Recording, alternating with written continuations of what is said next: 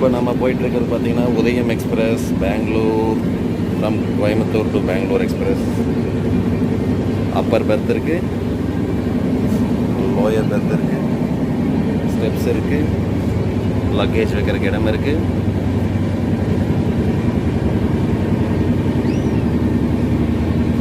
Rest room இருக்குது. சீட்டு தான் பார்த்தீங்கன்னா ரொம்ப அன்கம்ஃபர்டபுளாக இருக்குது. 580 ஃப்ரம் திருப்பூர் டு பெங்களூர். ஆனால் அதுக்கேற்ற மாதிரி ஒரு இது இல்லை, ரொம்ப அன்கம்ஃபர்டபுள். ஸ்லைடிங் டோர் இருக்குது அடுத்தடுத்த கம்பார்ட்மெண்ட் போகிறதுக்கு.